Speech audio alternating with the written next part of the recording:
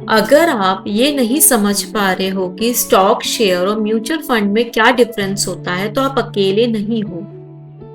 आज मैं आपको ये तीनों चीजें बिल्कुल स्कूल लेवल लैंग्वेज में समझाऊंगी। हेलो एवरीवन, नमस्कार।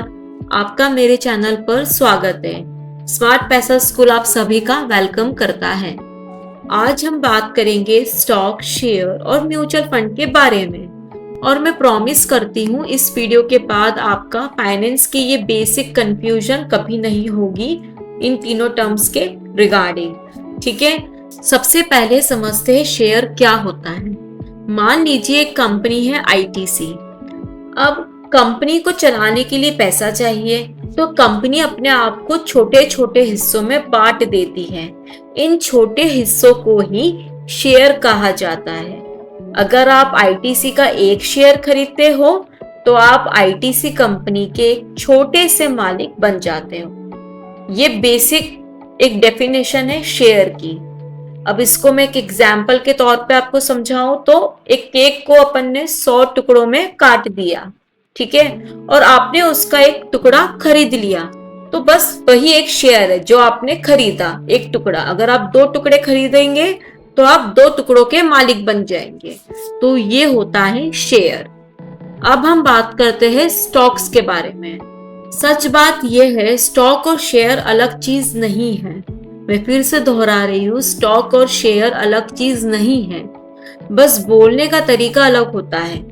जब हम जनरल बात करते हैं, जैसे आईटीसी का पूरा बिजनेस, तो हम स्टॉक शब्द यूज करते हैं, ठीक है। और जब हम बोलते हैं 1 शेयर, 10 शेयर, 15 शेयर, तो हम शेयर बोलते हैं। फिर से मैं आपको समझाती हूँ। जैसे स्टॉक का मतलब होता है पूरी कंपनी, ठीक है, जो पूरी कंपनी का हिस्सा है वो है स्टॉक, और शेयर है उस हिस्से का एक टुकड़ा। अब आपको इन दोनों के बीच का डिफरेंस क्लियर हो जाएगा कि स्टॉक मतलब पूरी कंपनी आईटीसी, और आईटीसी का एक छोटा सा हिस्सा है वो है शेयर। ओके, और अब हम बात करेंगे म्यूचुअल फंड के बारे में। तो म्यूचुअल फंड उन लोगों के लिए होता है जो खुद स्टॉक चूज नहीं कर पाते हैं। इसमें क्या होता है, बहुत सारे लोग अपना पैसा एक जगह जमा कर देते हैं, फिर एक एक्सपर्ट जो होता है जिसे फंड मैनेजर कहते हैं, वो पैसा अलग अलग कंपनीज के स्टॉक में लगाता है। जैसे एक कॉलोनी है, उसमें 100 लोग हैं, ठीक है। अब वो उन्होंने मिलकर एक प्लॉट खरीदा और एक एक्सपर्ट उसका जो काम संभाले। अब कॉलोनी वालों को टेंशन लेने की जरूरत नहीं है, उनका हर डिसीजन जो है वो एक्सपर्ट करेगा, ठीक है। तो यही होता है म्यूचुअल फंड। अब तीनों को सिंपल जैसा समझिए। जो शेयर होता है वो आप खुद कंपनी का हिस्सा खरीदते हो, स्टॉक होता है वो कंपनी की ओवरऑल ओनरशिप होती है, और जो म्यूचुअल फंड होता है वो एक्सपर्ट आपके लिए स्टॉक्स खरीदता है, ठीक है। इसलिए बिगिनर्स के लिए म्यूचुअल फंड ज्यादा सेफ होता है। उसमें क्या होता है, जो रिस्क होता है वो डिवाइड हो जाता है। अगर आप बिल्कुल नए हो और मार्केट समझने में टाइम लग रहा है, तो पहले म्यूचुअल फंड से शुरू करना गलत नहीं है, आप उससे स्टार्ट करिए म्यूचुअल फंड से।